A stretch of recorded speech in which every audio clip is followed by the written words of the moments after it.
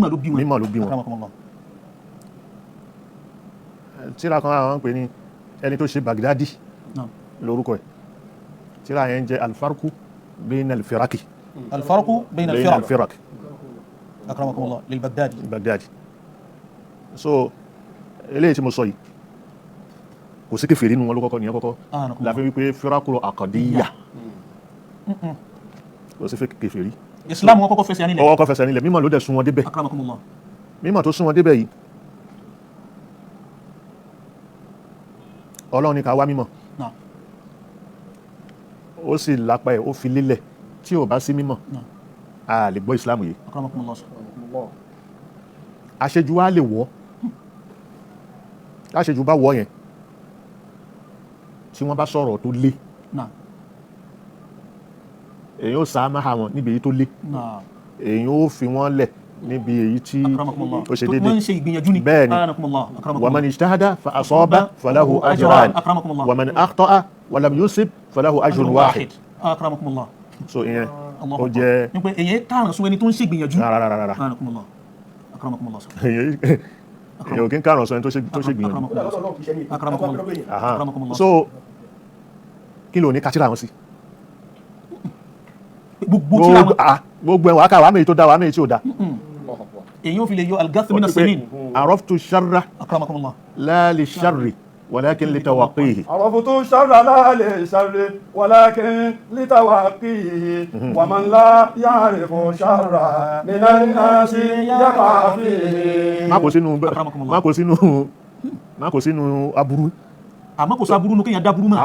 Ló fi lè mọ bó ṣe fẹ́ rọra sá fún. wa man la ya'rifu sharra yaqa fihi. Bó ṣe rí nìyẹn.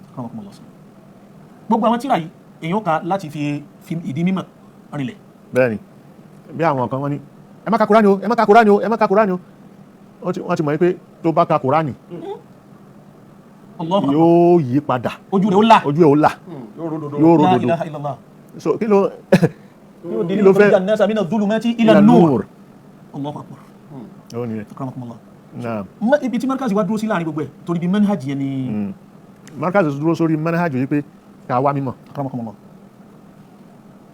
Tá bá wá mímọ̀ yẹn láàfi lè mọ òótọ́ ọ̀rọ̀. Akramakumullah. Àti tí kìí ṣe òótọ́ ọ̀rọ̀. Irọ́ wo náà ń pamọ́ tán lẹ̀ mọ́ ọ̀rọ̀. Irọ́ wo ni wọ́n lẹ̀ mọ́. Akramakumullah. So Islam markazi sì fẹ́ ká kà. Tó bá ka gbogbo ẹ̀ táwọn òkúrọ́ bá dé kí ni òkúrọ́ ni o wà wá ṣàlàyé mímọ̀ bẹ̀ pé nǹkan tó ń sásá bẹ́ẹ̀ rí but o ò nímọ̀ o ò mọ̀ o ò kọ́ báwo ló ṣe fẹ́ ṣàlàyé.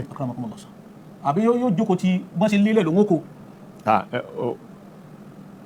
yahmilu himara yahmilu asfara nìyẹn kẹ́tẹ́kẹ́tẹ́ tó rutira ní rutira yẹn ò sọ pé mọ tira ó rù ni. لأنه لا ينتفع به. لا ينتفع به. So ẹnìkan wọ́n pé kí n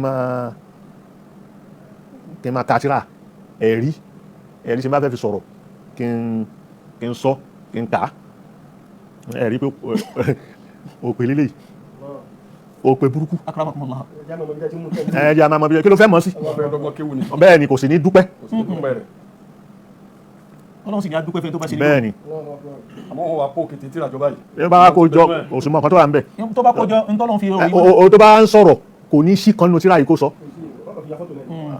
àbí kò ní tó tíra sẹ́yìn báyìí rẹpẹtẹ kan mo ní tíra ńlẹ̀ kò ká. wàrà àzáàrí náà nù ó ju sẹ́yìn náà nù.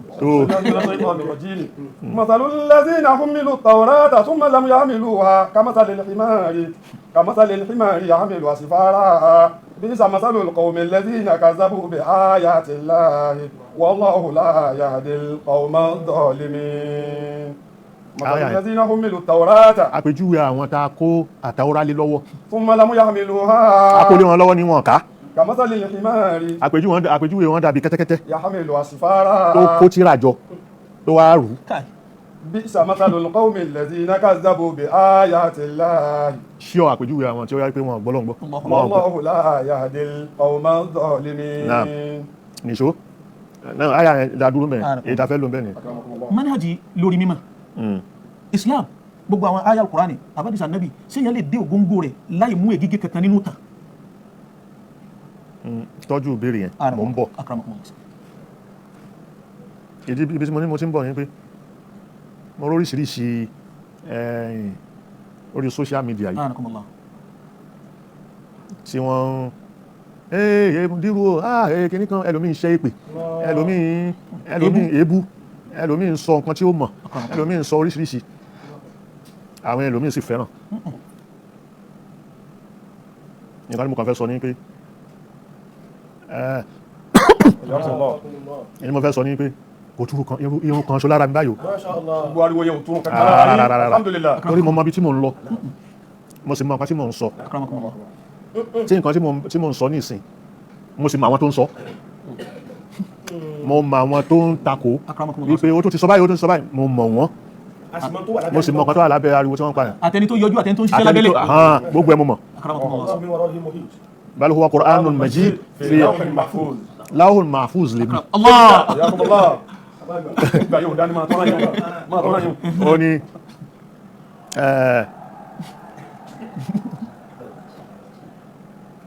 Ọlọ́run sọ fún Ànábì Ibrahim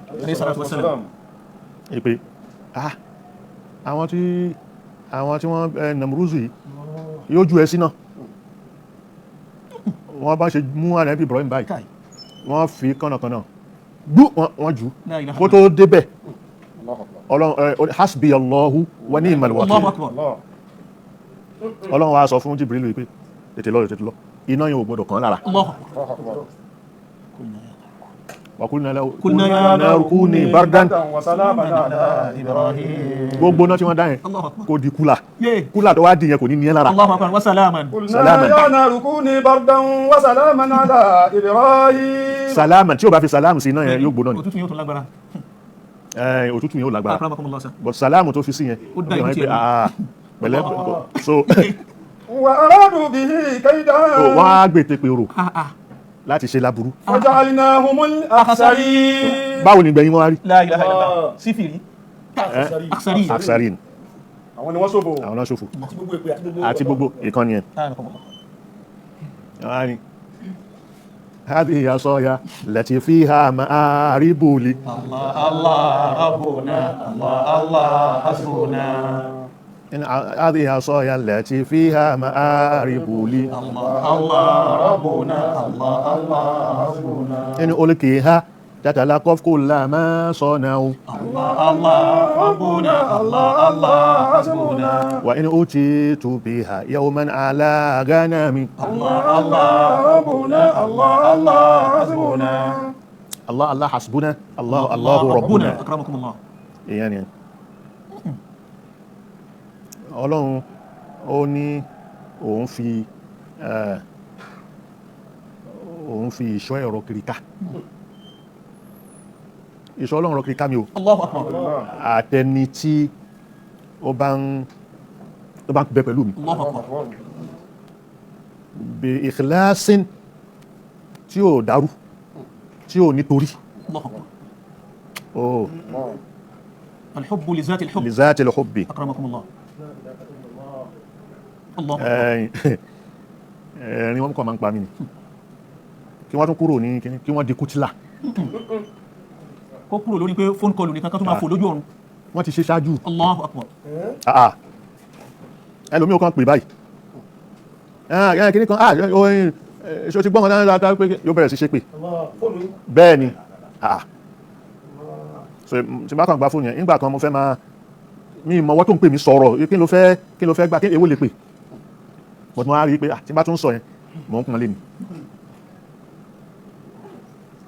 àpọ́nlé tí mo wí yẹn tí n bá ti dá lóhùn mo sọ di bàbàrà nìyẹn ìsídà kí n kúkú kí n má dá lóhùn àbí kí n change nọ́mbà mi ìdí tí mo fi ní nọ́mbà tó pọ̀ nìyẹn tí n bá jẹ́ owó gbọ́ tí n bá gbọ́ nǹkan tó ń wí ẹ̀yin ṣiṣẹ́ tí ń lọ ní èmi ń ṣe tèmi lọ ní so ìyẹn jẹ́ mo fẹ́ rántí Ọlọ́run sì sọ fún Ànábì Muhammad sallallahu alaihi wasallam wípé alladhina qala lahumun nasu inna an-nasa qad jama'u lakum fakhshawhum fazadahum imanan wa qalu hasbunallahu wa ni'mal wakil. Allazina qala lahumun nasu inna an-nasa qad jama'u lakum fakhshawhum. àwọn èèyàn kan wọ́n kóra wọn jọ wọ́n á sọ pé àwọn tó kóra wọn jọ yìí wọ́n ti ẹ bẹ̀rù wọn o, wọ́n ti kẹ́ aburú kalẹ̀. wọ́n ti kẹ́ aburú kalẹ̀ o. Fasadahum fakhshawhum fasadahum imanan. ọ̀rọ̀ tí wọ́n á sọ yẹn zadahum imana. ó lé wọn kún ní mẹ́rin Káì. pé ṣé wọ́n jókòó wọ́n kó jọ ni. Hasbunallahu wa ni'mal wakil. Báyà, ọlọ́run ló tó wa. gbogbo ọ̀rọ̀ tán sọ yẹ kò túrú kankan lára yín. Ah, tó- káì. Qadabu bi ni'matin minallahi wa fadlin. wọ́n jáde wọ́n kojú wọn pé àwọn tó ní ẹ bẹ̀rú wọn yẹn ẹ wá jáde sí wọn. jáde tiwọn. ìgbà tí wọ́n wà padà wọlé Qadabu bi ni'matin ni'matin minallahi minallahi wa fadlin. wọ́n wá dé pẹ̀lú Ni'matin minallahi wa fadlin. ọlá ńláńlá àtòrè tó pọ̀. Lam yamsasihum su'. kíkọ́ kò túrú kan báyìí lára wọn. واتبعوا رضوان الله والله ذو فضل عظيم. so إنما ذلكم الشيطان èyí tẹ́ sọ يخوف yìí sí. أولياءه bẹ́ẹ̀ la Ṣẹ̀tánì ṣe máa ń pè ló máa ń dẹ́rù ba àwọn wòlíì ẹ̀. فلا تخافوهم ẹ má bẹ̀rù wọn káì وخافوني ọlọ́run là ń bẹ̀rù. إن كنتم مؤمنين. tó bá yẹ pé mùmìnì sì là wà. alhamdulillah. mo gba bẹ̀rẹ̀ wọlé anakumullah. حياكم الله. tí n bá tún rántí mi màá tún máa sọ náà padà síbi ìbéèrè tó wá ń bèèrè. ó yìí tí mara wọn náà ni ẹ ti jẹ́ ká mọ̀ pé markazi ṣe muassasatun ilmiyya akhlaqiyya mustaqilla. ẹ tó wá jẹ́ ká mọ̀ pé gbogbo mímọ̀ ní markazi òun náà ni manhaj markazi. manhaj markazi ni. bẹ́ẹ̀ ni sá so ọ̀rọ̀ alukurani àtọ̀rọ̀ hadith anabi ṣé èèyàn lè dógóńgó mímọ̀ rẹ̀ láì wọnú tán. àkọ́kọ́ náà ni pé ilmu hadith anakumullah. ṣé ò ní sọ̀tàn. ìbéèrè alákọ̀ọ́kọ́ nù. ìbéèrè alákọ̀ọ́kọ́ nìyẹn o fẹ́ wọnú ilmu hadith bẹ́ẹ̀ ni sá ọ̀rọ̀ anabi ọ̀rọ̀ anabi sallallahu alaihi wasallam. الله عليه o وسلم. wà ní sọ̀tàn. sábàbùl wurud nínú hadith kí ló bí hadith yẹn ìtàn ni wákà. akramakumullah. حياكم الله. nígbà tí àwọn kan nígbà kan wọ́n kó jọ wọ́n ní obìnrin ò lè jẹ oyè kò lè rọ́nu jolórí. kó jọ lórí Bẹ́ẹ̀ ni sir. kò lè jẹ kíní kan kò lè jẹ gómìnà ẹ gbàgbé hadith tí wọ́n ń kà ní pé láì wá lè múra la yuflihu qawmun wá láwò múra hàn hadith yẹn wọn mọ sábàbùl wurud díẹ̀ akramakumullah. kò dẹ̀ ní ṣiṣẹ́ fún gbogbo bíkíbi allah. حياكم الله. hadith yẹn kò ní ṣiṣẹ́ fún gbogbo bíkíbi. akramakumullah. àwọn tó rò pé mujarradu wọn ti gbọ́ lárúbáwá harafi kẹlímà ká sópọ̀ ká wá gbé tùmọ̀ jáde. no ìdí tí òfin ní tí ò gbọdọ̀ ṣiṣẹ́ bíkíbi anakumullah. ní pé nígbà tí Hudaybiya tó ṣẹlẹ̀ súlẹ̀ Hudaybiya yẹn Ànábì fẹ́ wọ Mẹ́kà ni Hudaybiya ni wọ́n ti wá dá padà táwọn kèfèrí dá padà inú bí gbogbo àwọn sábẹ́ kálukú wá yarí pé àwọn wọ Mẹ́kà máa Suhaili tó wá bá Ànábì sallallahu alaihi wasallam. tí kèfèrí rán wá wọ́n ni hadha ma ta'ahada alayhi Muhammad bin Abdullah wa Quraysh àwọn tó fẹ́ kọ kíní wọ́n kọ bismillahir rahmanir rahim yẹn wá wò wá ní pé mahada uktub bal uktub bismika Allahumma èyí táwọn mọ́ nìyẹn àwọn bismillahir rahmanir rahim àmọ́ Ànábì ní ó yá parí kọ̀ọ̀kan tó wí yẹn ṣe borúkọ Ọlọ́run náà nìyẹn náà akramakumullah. ok هذا ما تصلى عليه محمد رسول الله لو شهدت انك رسول الله ما اقاتلك tí bá máa ipá nàbí Ọlọ́run ni mi ò ní bẹ́ẹ̀ jà balùktub هذا ما تصلى محمد بن عبد الله èyí táwọn ẹ̀mọ́ ni ẹ̀ o ànábì ní bẹ́ẹ̀ ni akọ sallallahu alaihi wasallam. so ìtàn yẹn mi wá ti parí bẹ́ẹ̀ wọ́n kọ́ kálukú wá pé ànígbà ìyàwó ànábì kan ló sọ fún wọn pé fi wọ́n lẹ̀ o àwọn sàábẹ̀ rẹ̀ tí wọ́n gbà yìí ìwọ fárun tiẹ̀ kó nìṣó Mẹdínà padà ànábì wa gba ìmọ̀ràn tó wí yẹn sallallahu alaihi wasallam. nígbà tá ànábì gbà ànábì fárí ó pẹ̀ràn tiẹ̀ ó bọ́ sórí ràkúnmí ẹ̀ gbogbo nígbà tó rí pé kálukú bẹ̀rẹ̀ sí pọ́pọ́ kálukú náà bẹ̀rẹ̀ sí sáré wọ́n bẹ̀rẹ̀ sí sáré fárun wọn ṣe ta ló lò ṣe wàlá amúráhùn ìmúra ṣé ó ṣiṣẹ́ torobìnrin lànàbí tẹ̀lé bẹ́ẹ̀ ni ló sì wúlò ló fa àkóyọ. bó ṣe rí nìyẹn. naam kí tó ni. òun náà ní sẹ́ bí wọ́n ṣe kọ ìtàn tẹ̀dúwínù tàríkh.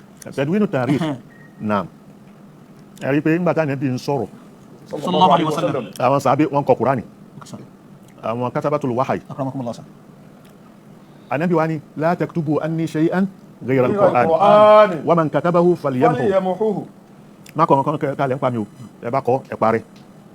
àwọn sàábé yìí àwọn tó ti kọ hadith wọ́n kọ hadith lábẹ́nu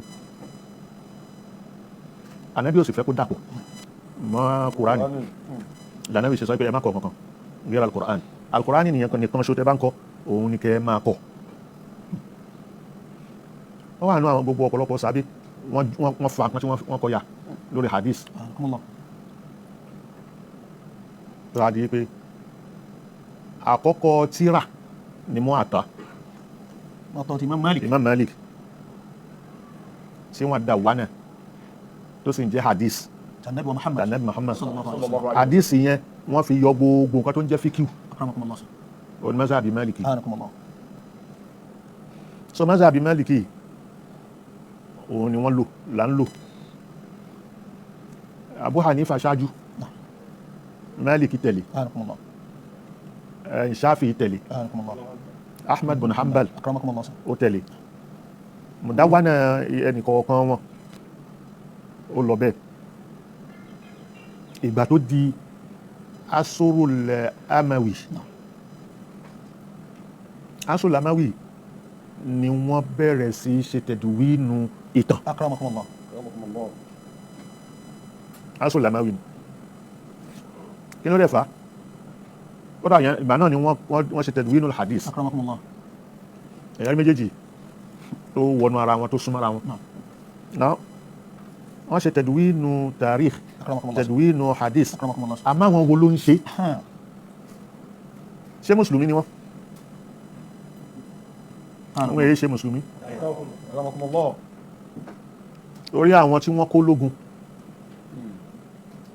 tí wọ́n fi ṣe sẹ́kítìrì tí wọ́n mọ̀ ọkọ̀ mọ́ká ní asúrù yẹn àwọn ni wọ́n kó màjúsí wọ́n kó yẹ̀wúdí wọ́n kó kèfèrí.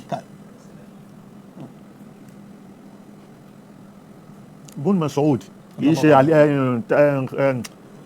kí lẹ́yìn pé kìí ṣe Abdullahi o ó ṣe tẹ̀dúwínú tiẹ̀ bọ̀tíbi tó ti gbà ọ̀dọ̀ àwọn kèfèrí ni ọ̀dọ̀ àwọn yẹ̀wúdí àtàdáwò so wọ́n ní sáwọn náà wà ní diwanu khalifa àwọn khalifa ń lò ni wọ́n kọ gbogbo nǹkan kalẹ̀ so ibẹ̀ wọ́n ti mú àdísì míì wọ́n lọ lọ́rùn ibẹ̀ ni wọ́n ti mú tàríkù míì àti sábàbù nùzúl tí wọ́n kọ kalẹ̀ sábàbù nùzúl yẹn tó bá rí ń kọ́ nínú àwọn kìíní tí wọ́n ta wí ní àrí tẹ̀fsírì tó bá rí ẹ̀bà ẹwà bá wọn nǹkan tó tẹ́ ẹ̀ gbọ́dọ̀ sọ wípé aṣáànẹ́bì ló fẹ́ ṣe léyìí ó gbọ́ ẹ̀bà ń bẹ̀ gbogbo àlànkà ó ti rí mọ́nú nínú ìwé ìjọsìn wa pátápátá bọ̀tí àwọn ẹlòmíì ò wá mọ́ wọ́n jókòó náà tó bá rí kíní kan nígbà wo nǹkan tí tó bá rí sọ yẹn ẹlòmíì ò tún gbọ́dọ̀ sọ mọ́ bẹ́ẹ̀ kọ́ lórí ó dà tó bá rí ò sọ bẹ́ẹ̀ nípa yẹn tí mo sọ yìí o ẹlòmíì ò tún gbọ́dọ̀ sọ mọ́ o. akramakumullah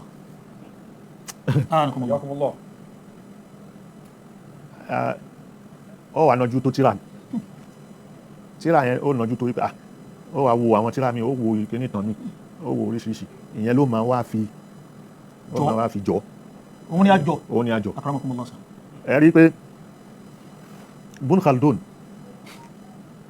òun ló gbé falsafatu tarikh ló gbé kalẹ̀ bó ṣe ṣe tarikh tó fi mọ tarikh sọ tó fi ṣe kíní ọ̀dọ̀ Ibn Khaldun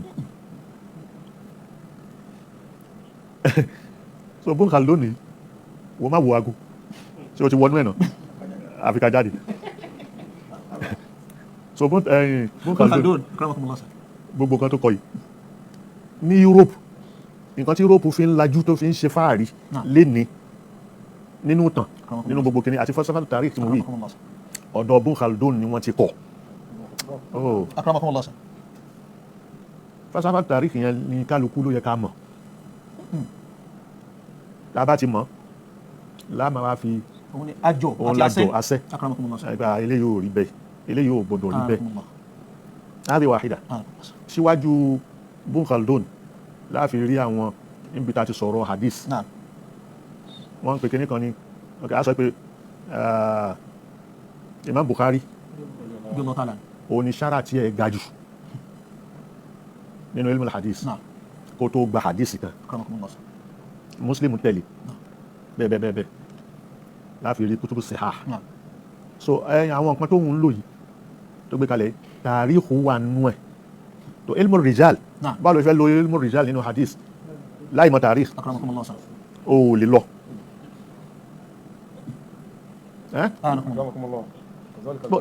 bẹ́ẹ̀ ni jarh wa ta'dil báwo ló fẹ́ jà ráhà nìkan èyí náà sọ pé ó bú sábẹ́ o ibi tó ti bú nìyẹn ṣe bí sábẹ́ ni kí ló dé tán fẹ́ ṣe jarh ẹ̀ tí wọ́n bá bú mímọ̀ yìí sí rẹ̀ sẹ́ńtúrì kọ́ ló bẹ̀rẹ̀ rárá o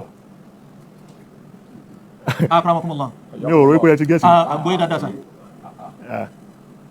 wọ́n máa sọ pé àwọn tó jókòó lẹ́gbẹ̀ẹ́ náà ni wọ́n ṣe kíní kan. ṣebí aljaru wa ta'dil. aljaru wa ta'dil nínú hadisi anabi ni. nínú hadisi anabi. àwọn tí wọ́n sì ń gba hadisi wa sàábé ni wọ́n. nígbà tí wọ́n wà tàbí àti jà ráhà sáyìn àtò. sàábé yìí tí ilmu jarh yóò sọ pé ẹ má gba ọ̀rọ̀ ẹ̀ ó ti ó sì ṣe dòkúrọ́ nìyẹn. ìtàn ni ó sì dé mẹ́lẹ̀ kò ń ṣe àyà Kùránì ló sọ pé parọ́. ẹlẹ́ẹ̀kejì sàábé yìí ó ṣe ṣìnà rí. bí àpẹẹrẹ ni ó wà bẹ́ẹ̀ kì í ṣe pé nǹkan tí mo ń sọ kì í ṣe pé mo máa ń pẹ̀rẹ̀ wá. yóò bá ṣẹlẹ̀ lójú ayé ànẹ́bí ṣé ìdájọ́ yóò wá wáyé ni.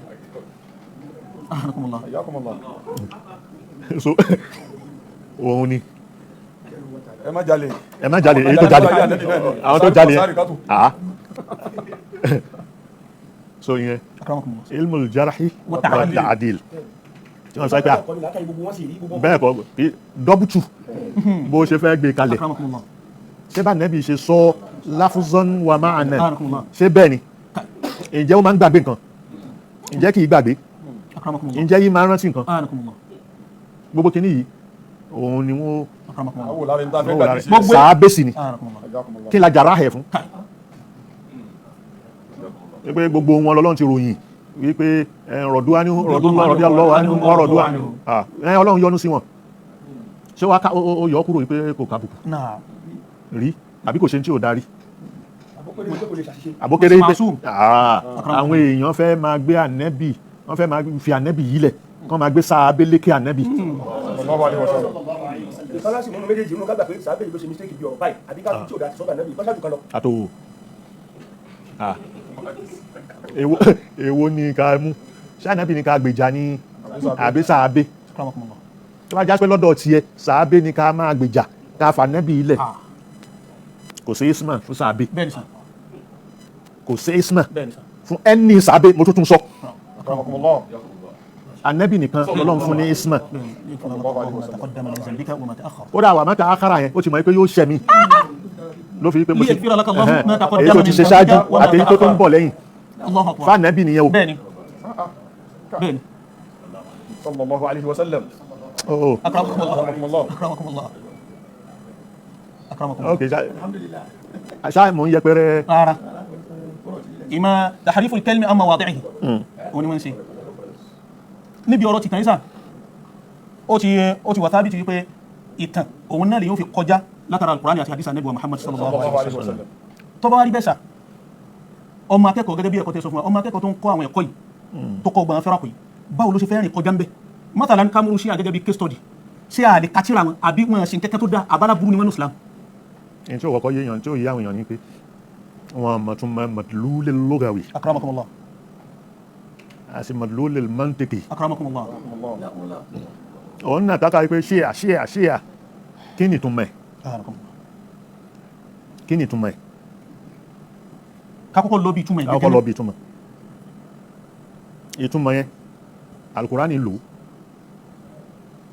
ṣó ti dé ńgbà yẹn ni ó gbọ́ ṣé ṣíà tá à ń pariwo ní ìsìn ṣé mùsọ́láwù yẹn ti dé nígbà yẹn bá ń lọ bá ń wá alukurani káàkiri.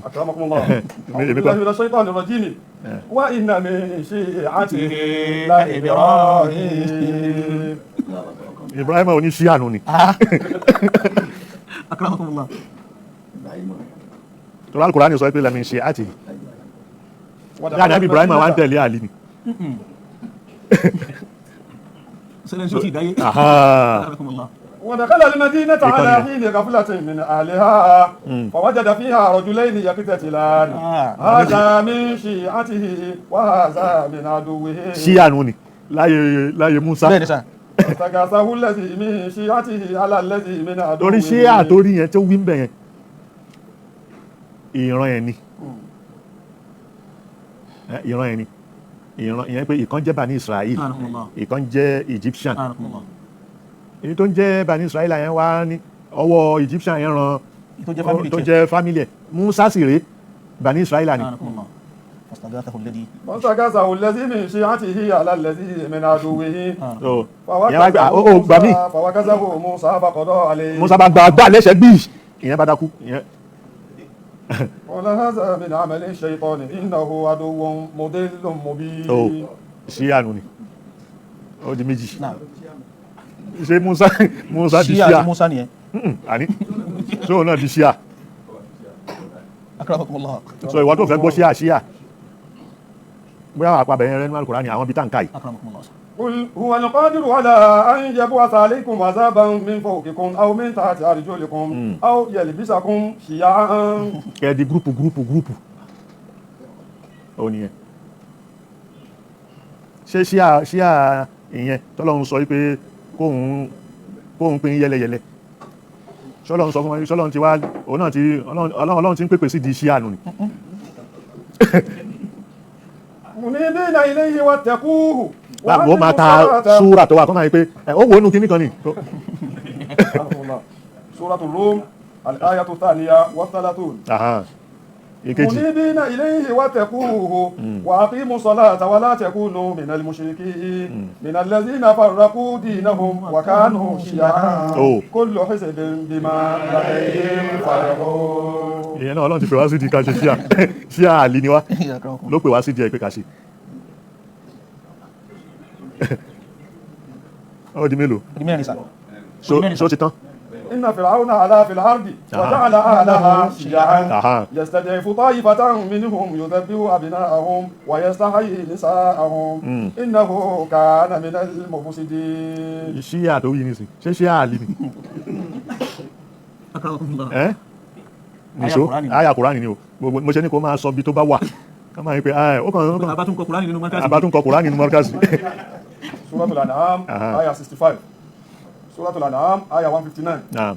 Suratul Qasas àyà ẹlẹ́kẹrin. Suratul Rum àyà 32. yà dúró mbẹ. so àmọ́ àyà Kùránì wà ní. bẹ́ẹ̀ni ibi alimadulu lughawi ni bàbá ti lọ. bẹ́ẹ̀ ni mo ti lọ. now níbi tó sọ̀rọ̀ lọ́lá kọ̀kọ́ manhajul markaz. akramakumullah. ọ̀pọ̀lọpọ̀ èèyàn mọ̀ pé ṣáájú wọ́n dá Azhari lẹ̀. Azhari yẹn dawla Fatimiyya ló dá Azhari lẹ̀. dawla Fatimiyya yìí ṣíà ni wọ́n. àwọn orípa wọn nìyẹn o. bẹ́ẹ̀ni sà. à ń tẹ̀lé dákalẹ̀ láti torí ẹ̀ dákalẹ̀ nǹkan tí wọ́n ń kọ́ ń bẹ̀ nígbà yẹn ọ̀rọ̀ ṣíà ni fíkíwù ṣíà fíkíwù torí ẹ lè dọ́dọ̀ ṣíà kẹ má wà mímọ́. ṣáájú Azhari tó bẹ̀rẹ̀ ní Kórtóbà ni jámíà àkọ́kọ́ wà. ẹ máa ń pè kíníkan Kórtóbà àwọn ará Kórtóbà nìyẹn. Biladil Andalus. so lẹ́yìn àwọn yẹn la máa rí Jamiatu Zaitun ní Tunis. Jamiatu Zaitun yìí ó ṣáájú Azhari.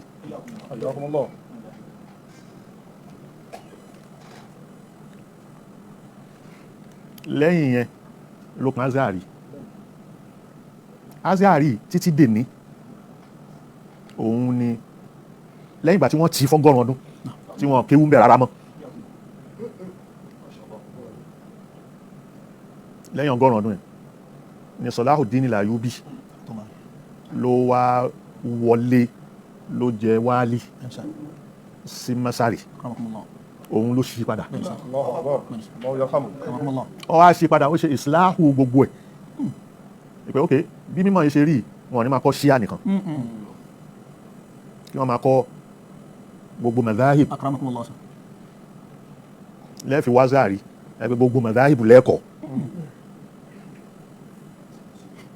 bẹ́ẹ̀ni sà wọ́n lè pé mi ò ṣóhun lọ Masari ní àwọ̀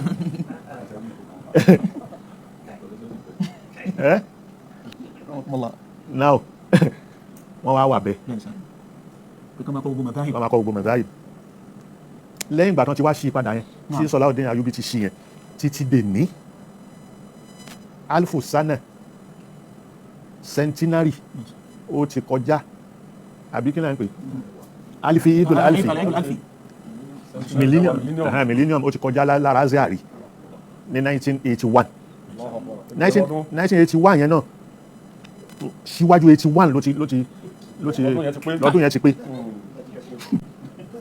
1981 ni wọ́n wá máàkì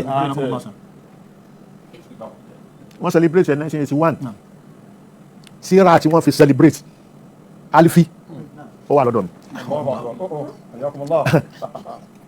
èmi ò ní gbé jáde fún ẹ̀kọ́ kí n dáadáa góòlù ni ní wọ́n yìí tí ẹ àgọ́ èèyàn òun ló rò pé tí n bá fẹ́ sọ̀rọ̀ kan kí n máa kà tíra tí ò bá sí dà wá yìí tó bá pè mí lọ síbi kí n gbé tíra wá mi ò ní gbé wá ilmi máyí àìsùnmá yamamtu yanfa'uni sọ́dírí ìwé àọ́láwó lábọ̀tì na sóńdó sọ́dírí ìwé àọ́láwó lábọ̀tì na sóńdó gẹ́ ẹnkùn tó fi sókè nàyà ilé mú fi máyí àwọkùn tó fi sókè ká nàyà ilé mú fi sókè àwọkùn tó fi sókè ká nàyà ilé mú fi sókè lọ́wọ́ tí ń bá lọ nìmọ̀ mi ń tẹ̀lé mi àìsùnmá yamamtu yọ́ máa ṣàǹfààní fún mi níbi tí ń bá dé ni ìgbà àyà mi ni bọ́ọ̀sì ẹ̀ kì í ṣe inú bọ́ọ̀sì tó wà ń ta báyìí tí ń bá wà nílé ìmọ̀ mi ń bẹ pẹ̀lú mi.